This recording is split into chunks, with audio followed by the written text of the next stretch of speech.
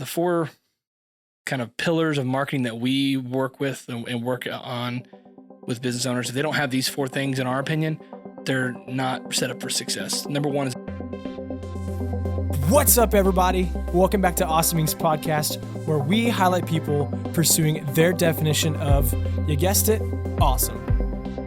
So buckle up and get ready for some more success story adventures and failures from Kentucky's tech and entrepreneur community.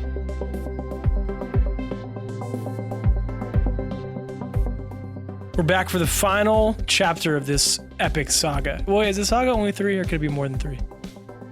I don't know. I only know it from Star Wars. So there's more than 3 Star Wars. There are. I guess this saga is more than 3. Yeah, well, okay. Way to call me out. Anyways, with my friend Chase, great storyteller, as you can tell. And we're wrapping this up. We've been talking about marketing. A couple big hits from the last couple of episodes. If you haven't listened to them, how dare you? But we'll keep going. So we talked a lot about clear communication and really how to talk well with people you're doing business with. Marketing doesn't just mean social media. Now we're going to wrap up after talking about creativity, business communication, business marketing, and then now we're going to go back to how to keep things simple. So the difference is we're going to talk mostly about your culture. How do you stay true to what you know? So with that, I don't think you can hear this enough. Chase, just to warm up your vocal cords, tip of the tongue, the teeth, the lips. Why is clear communication more valuable than fancy fluff and trying to sound impressive? I think it just works better.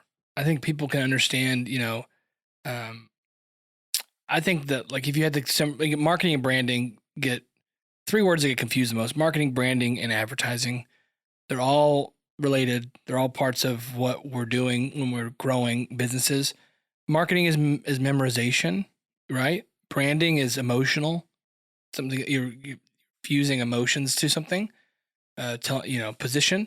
And then I think advertising is money. Advertising is spends. It's analytics. It's media buys. It's making money for you. It's an investment. So a lot of times people get those confused. But I think when it comes to marketing, most businesses need to prioritize their marketing, not branding or advertising quite yet. Because if your marketing message is bad, people don't. Your own company, your own employees don't know how to communicate what you do. What do you do for work? Well, we work in human resources. We really help file tickets for, whatever, nobody knows what that means. So if your employees don't know what it means, you're I don't think you know what that means. I don't know. I was just trying to make up a fictional company. Yeah. But, I think if you're not clear with your message internally and externally, people aren't going to know what to do with you. So that's the big priority with clarity is your marketing, and your marketing is going to be solid and clear, which means your advertising is going to work better. So when you spend money to send people to your site, they're going to understand who you are, what's in it for them, and how they can do business with you. But if you don't have that set up, then you're going to send them to your website and you're probably never going to get them again. They're going to forget about you and not use you. I'm going to jump in and cut you off just so I don't want to lose this thought. So you talk about, why do I say you talk about? As we're talking together, sorry, that was so... It's just me. You're not even here. Like preaching to thousands of people. So when you're saying you could potentially lose someone's business because your messaging sucks, let's just call it a spade. How do you recenter your communication with your marketing team or as a marketer yourself? What do you do to say, this isn't part of our culture, this isn't our vision, we got carried away? What do we do to come back? Right. You know what I'm trying to say. Yeah, recenter a little. I mean, I think that's a great question, and it's just kind of a perpetual deal, right? Is it this? It's squishing your eye. My headphone is squishing my face. Anyways, keep going. This is great. I was laughing. Sorry to cut you off. I think it's a perpetual thing that you're always going to be adjusting and managing. I was with a friend this morning, and I was explaining that, in my opinion, that I've seen there's 3 different phases of a company. There's the investment phase where you're investing in product design and in early hires and the idea, and you're testing things. You're building out. What are you laughing at? Is it the hat? Is it the... No, I just get giggly. I totally cut you off. Okay. Okay. Snip, snap. So, 3 phases of a business. yeah. So there's like, in my opinion, there's like 3 phases of a business. I think the investment phase is, when you're investing in your product, you're building your MVP out, you're hiring, early staff early staffers. You're getting sales and marketing set up. You're building your brand, your website, your message, all that stuff, and really starting to grow and test it's a really great period. The second, which leads to the second phase, which I think is growth. It's scaling. It's training. It's becoming a real boy. If you're like Pinocchio, like Want to be a real boy. right, you go from startup to small biz to moving into, hitting goals, and you're like, okay, we're actually growing. Things are happening now. And that goes on for a long time. That second phase happens a long time. And I think the third part is maintenance. So, and then I think you end up doing that again. Like a lot of times companies innovating, they look for new verticals, they look for new opportunities to innovate, and then they do it again. They're back in investment phase, then they're back to growth, then they're back to maintenance, and they keep doing that. And so you're never really done with something, in my opinion. So we're talking about recentering yourself in terms of communication. yeah, So it's keeping the messaging yeah. clear. So you keep it center, but you let it change with you as your company changes, And so I think having a message that you can all get on board with, like with your that everybody can understand and grasp, and your customers can grasp. Just get clear. It's never too late to make things clearer. If you're definitely, most businesses I think are in the investment and growth phase, and they're starting up, especially if they're sub 5 million in revenue. They're still testing. They're still trying things out. They're still looking for new ways to do things. So you're at a coffee shop and you work on your messaging. If you have some pull there, like if you are allowed to work on the messaging, go up to somebody and say, hey, does this make sense? What does this mean to you? What this? Oh yeah, I don't know what it means. Then go back to the drawing board. Oh yeah, you guys are a financial advising firm for small business owners. Great, perfect. You got it. Yeah. Then memorize it and have your staff memorize it and put it everywhere. Yeah, on the toilet paper and the napkins. Yeah. Actually, that would be Get it tatted. Get it tatted. Look at my sick tat. What's the messaging with Bolt? What do you guys keep simple? And then also you talked about adaptations, or maybe your messaging will fluctuate depending on your company, what stage where you are. What's the messaging of Bolt? Right. So what we say is, a lot of small business owners struggle to market their business or talk about what they do. We help them grow their business by transforming their marketing. And so that's really kind of our one-liner. We test it, we change it all the time. But sometimes we say marketing fundamentals for entrepreneurs. There's just we just kind of play around with it. But the reality is, we know we help small business owners grow their business by transforming their marketing. That is the big deal. And I'm confident, I hope that if you ask anybody who works with us, they would know that's what we do and what we're all about. Because we want to keep the entrepreneur and the small business owner front and center. That's who we're there to help with. We know what it's like, and we want to help them grow their biz. So keeping people front and center, we often have a few different vehicles that we use these days. And we've touched upon, and I think you'll probably hit home right here, that marketing doesn't mean social media. They're not synonymous words you can swap in and out. However, that is a main avenue to tell a story, to help people share your messaging. So how do you feel about all the different vehicles we use these days? So we've mentioned TikTok a few times. What do you actually think about Clubhouse? Literally, the floor is yours. I just want to hear what your thoughts are. I mean, I think if it's where is your target audience hanging out? Are they on Clubhouse? Is that where most of your people are at? Then maybe you should consider figuring out how that works and get on there and start playing around with it. And this all depends on the size of your company. Some small companies, if they're solopreneurs, or if they're big, if they're big companies, they're not as nimble. They can't do this they have to have something premeditated. There's a lot of people that it has to go through before it gets approved, all that. But if you have some flexibility, play around, hop on Clubhouse, make a couple posts on LinkedIn, see what happens. Start engaging with people, start testing it. And then if you see a good return on that investment, go all in on it. Some people still have success with the Yellow Pages. I've never met them, but I hear about them. It's like Bigfoot. you know.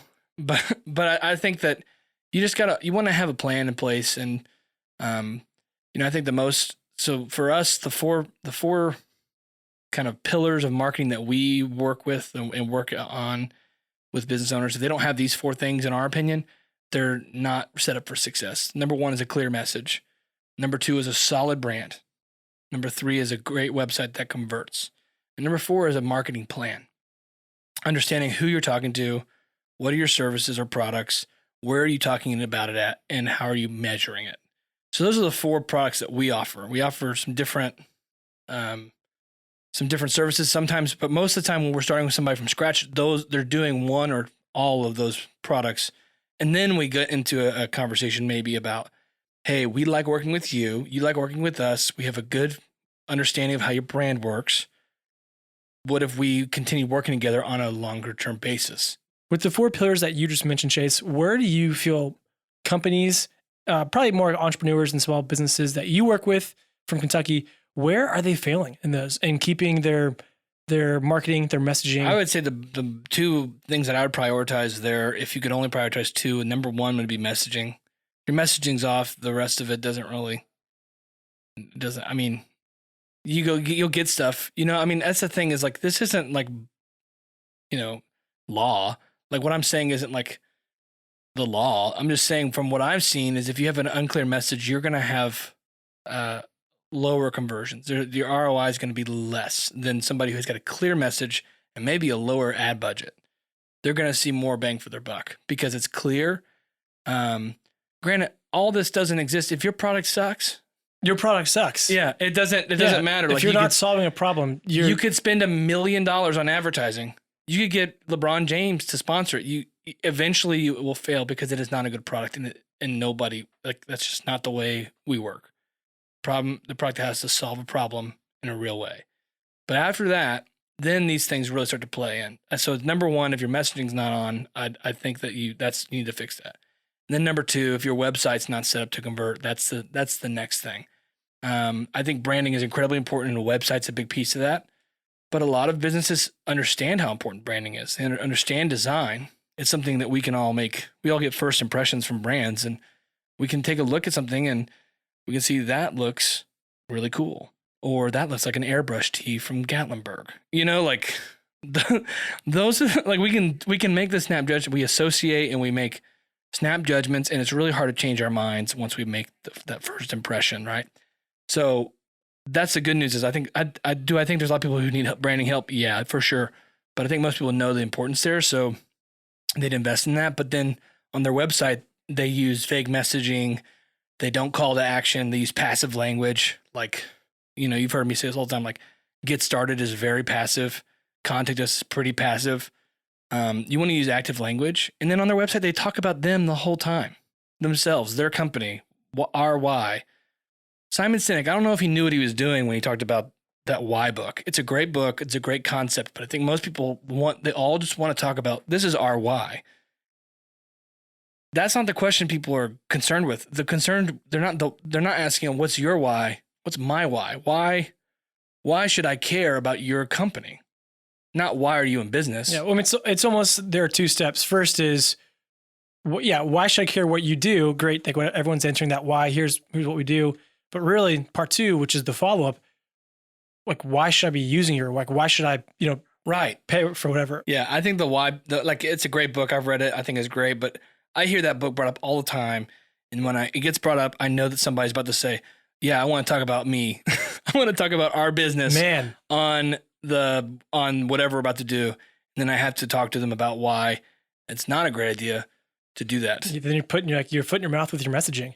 Yeah, well, I mean, look, there's anomalies to all this, right, Garrett? Like, yes, people have success that should not. Statistically, they should not have success because they violate all the rules. But for whatever reason, it works. Here we are. But for the most part, we worked with a lot of businesses and implemented a lot of these practices in there, and we've seen incredible returns by changing small things. Like we've seen, we worked with a dealership that had pretty good sales. Like for a dealership, it was doing really good revenue. They had a website, it was okay, but it wasn't really set up to convert. So we helped them clarify their message. We built a new website that was more set to talk about the customer and guide them through an experience. And their website traffic did not change at all, but their conversion rate increased like 120%, and they doubled the revenue. That was the only variable that changed. Whether some market some market variables that might have changed, sure, that we can't control. But all we know, we saw the data was traffic stayed the same, conversion rate through the roof. So I think when you have a really great message and a really great site, those are really important. All four, super important. But if I only had to pick two, it'd be message and website. So as we're wrapping up this last portion, I call it keep it simple, but really we're talking about know your messaging. Companies, and this, I feel like this is counterintuitive to what we just talked about with Simon Sinek's Start With Why book.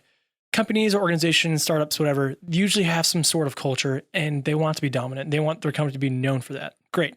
So in a sales, probably predominant culture, does the marketing play second fiddle with how they message, again, like who we are, what we do, how we can help you?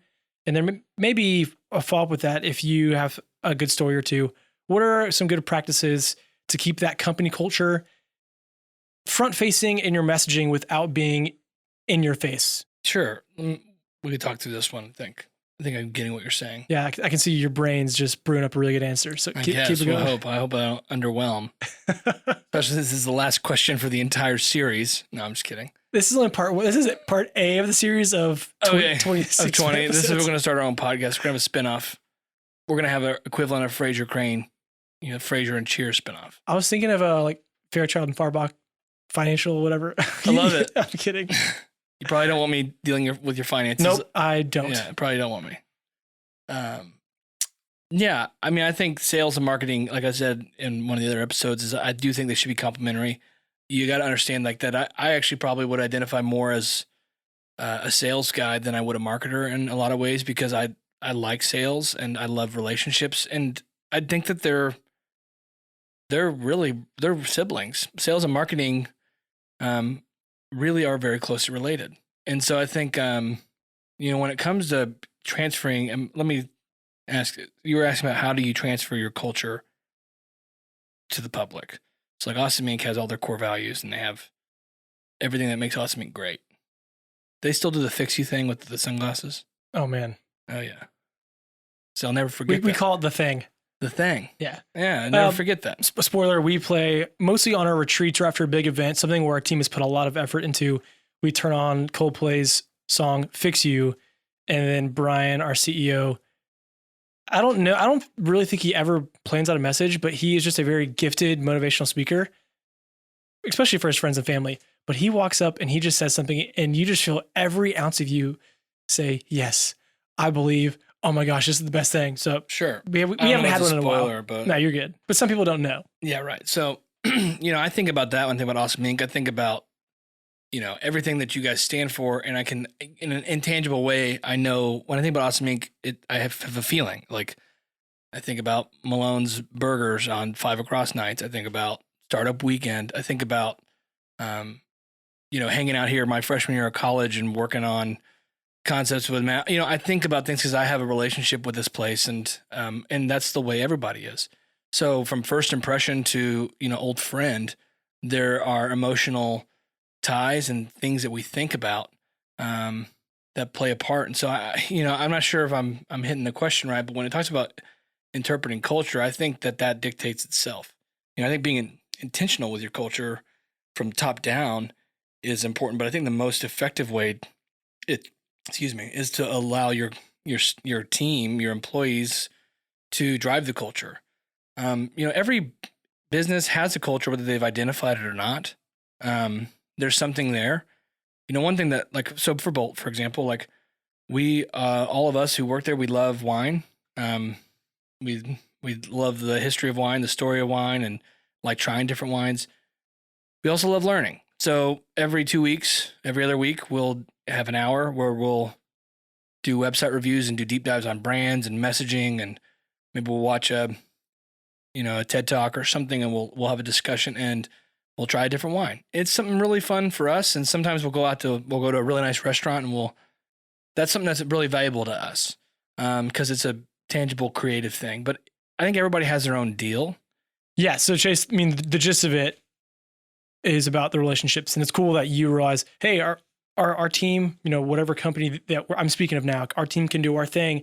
But when we work with clients, or even how we convey what we do, how we message and maintain a relationship is where people can pick up on that. Yeah, I think culture, so. yeah. I think core values is one thing. I mean, there's a lot of corporate lingo and things that happen, but I think the core values are actually like what's important. What are the rules of the game? Like, we come into a situation, a new hire, start to understand what's the rules. Sometimes companies who are very old established will say, here's our policies on X, Y, and Z.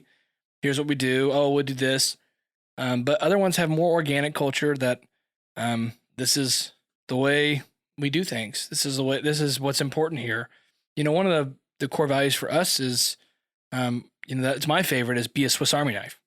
And, which means be versatile, push yourself, figure out a way to do something if you don't know how to do it. And that's really great. So, all of our people on our team are really resourceful and they're really great learners. And I think that's something that gets picked up.